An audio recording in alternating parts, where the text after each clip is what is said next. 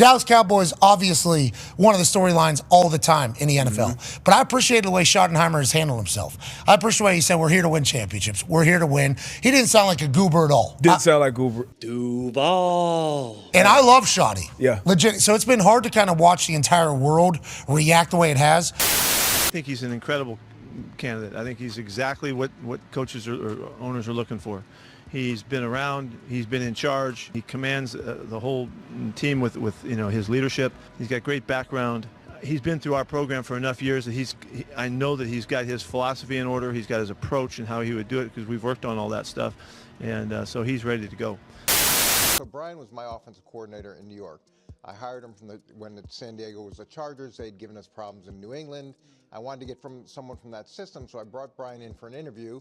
This was going to be his first time as an offensive coordinator, and here's what I can say about Brian: is really smart, really understood the system, could do a good job coaching the system, but there were other things that I wanted to add, elements of the West Coast, elements of what we had done in New England, and Brian was very flexible in terms of being able to incorporate new ideas. So he wasn't so religious on what he was running that he wasn't going to be open to other things. So I appreciate that about him too. So you've got all those elements. He's got familiarity with the quarterback. He's got a relationship with the quarterback. There's going to be continuity offensively. But hiring Schotty has been something that has pissed off all the Cowboys fans because it wasn't splashy enough. I think they wanted to win a headline. Brian's had a lot of success in different places. He's had a lot of different experiences. He's been part of that program. He works well with Jerry. Taking a chance on Ben Johnson, taking a chance on Aaron Glenn, taking a chance on Brian Schottenheimer. You don't know who's going to hit. He's also got a great pedigree. He grew up in a football family with his dad, Marty, who's legendary. So I asked Drew Brees because Drew, if you remember, Brian Schottenheimer was his quarterback coach for the San Diego Chargers. And the first thing that came out of Drew's mouth was, and I'm reading a text from him, shout out Drew. He said, I love him. He's a great coach and he's a great communicator. If Schotty wins, that's all that matters.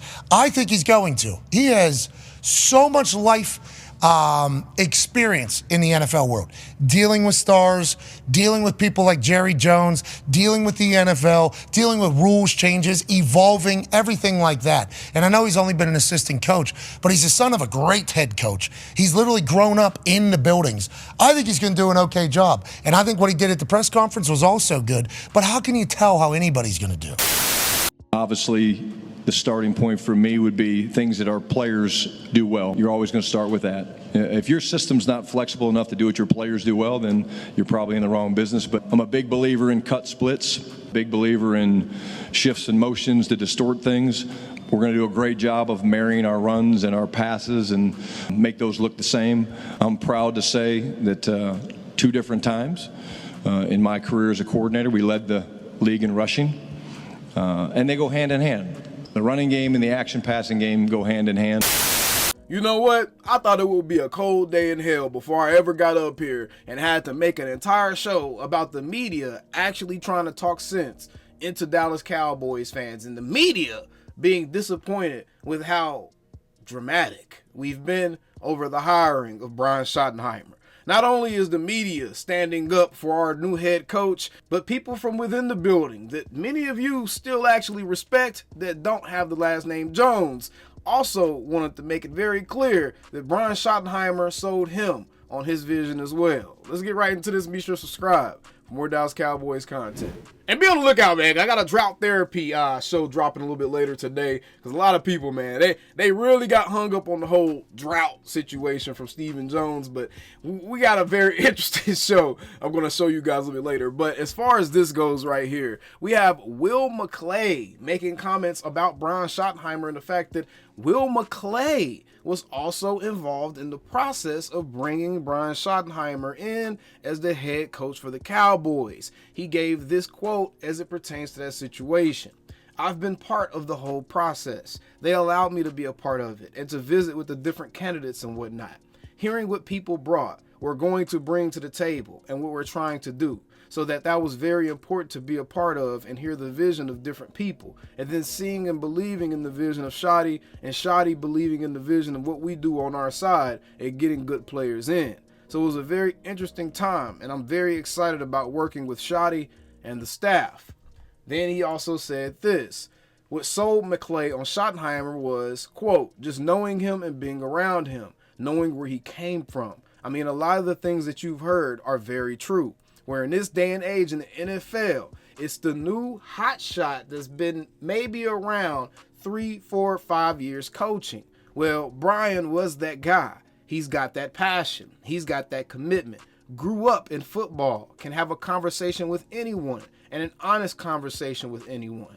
So his ability to do that and to connect. Part of the interview, I watched him connect with different people in different ways, and that's a huge part of the head coaching thing that helps push you over the top, and you only get that from experience. And I think that this is the aspect that a lot of Cowboys fans are overlooking in favor of, like Pat McAfee said, you guys wanted the headline grabbing name. We wanted a Ben Johnson. We wanted an Aaron Glenn. But at the end of the day, those are, in fact, guys that have only really been coaching for 4 or 5 years or so, especially in Ben Johnson's case. Aaron Glenn has paid his dues a little bit more than that. But Ben Johnson's case specifically, and guys like him, the Liam Cohens and all these guys, they've only been coaching for a few years, y'all. It's not even like they've paid their dues being a film junkie or something for a team, or film rat for a team for 10 seasons or something prior to, like a Sean McVay did.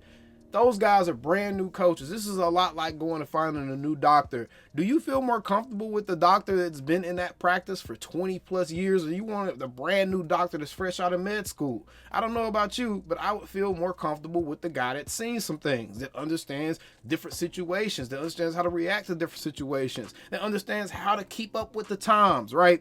So I absolutely understand why Brian Schottenheimer got this job. I know that may infuriate some of you guys. Some of you guys want me to be upset. Some of you guys want to be upset at, honestly, I bet y'all can't even directly pinpoint what it is that you're upset about. You'll say, oh, I'm upset about the process.